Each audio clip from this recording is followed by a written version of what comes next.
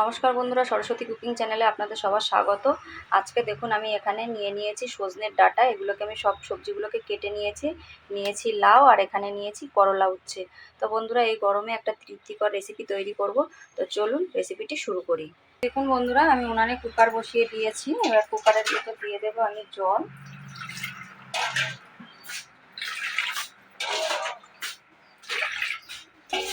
আমি 4 কাপ জল দিয়ে দিলাম। এবার আমি জলের ভিতর সবজিগুলোকে দিয়ে দেবো লাউ,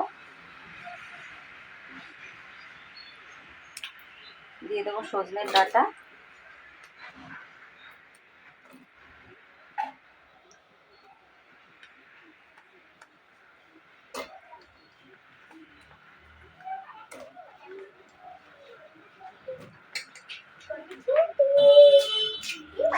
এবার আমি দিয়ে দেব হলুদ কালারের জন্য,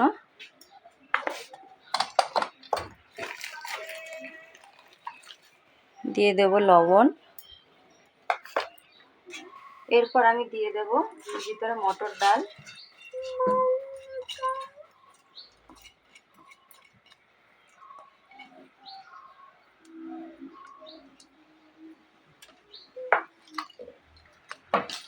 একটুখানি নাড়িয়ে দেব, দিয়ে এবার আমি কুকারের মুখটা বন্ধ করে দেব, দিয়ে আমি এখানে 3টে সিটি দিয়ে নেব।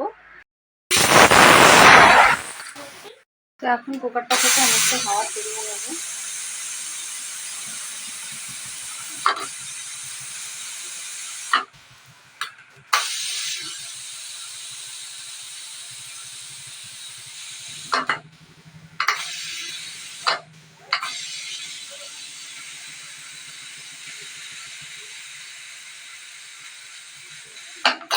তো ডালটা সেদ্ধ হয়ে গেছে, নামিয়ে নেব।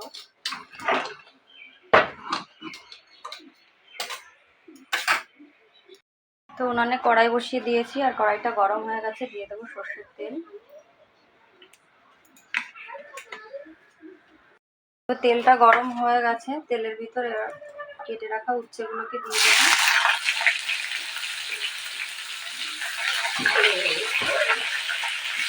এবার উচ্ছেগুলোকে আমি নেড়ে চেড়ে ভালো করে ভেজে নেব।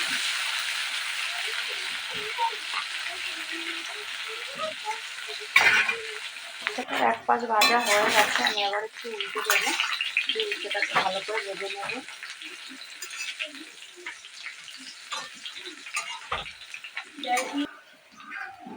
তো উচ্ছেগুলো ভাজা হয়ে গেছে, এবার আমি উঠিয়ে নেব।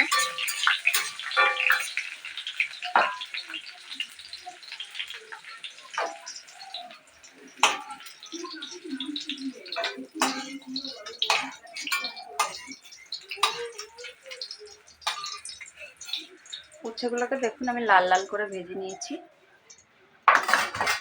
এবার ওই একই তেলের ভিতর আমি দিয়ে দেব রাঁধুনি,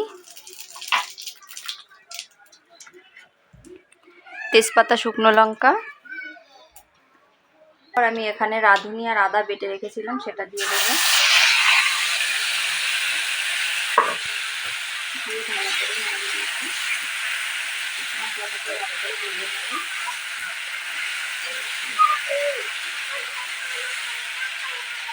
তো মশলাটা ভাজা হয়ে গেছে, এরপর আমি ডালটাকে ঢেলে দেব।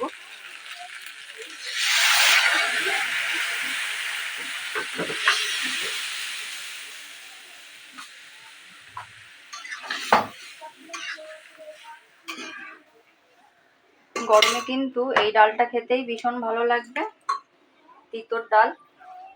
অবশ্যই কিন্তু গরমে এই তিতর ডাল তৈরি করে খেয়ে দেখবেন।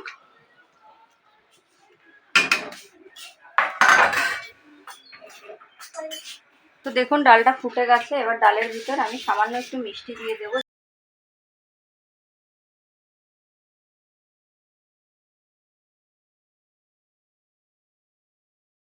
ডালটা আমার হয়ে গেছে, এবার আমি নামিয়ে নেব।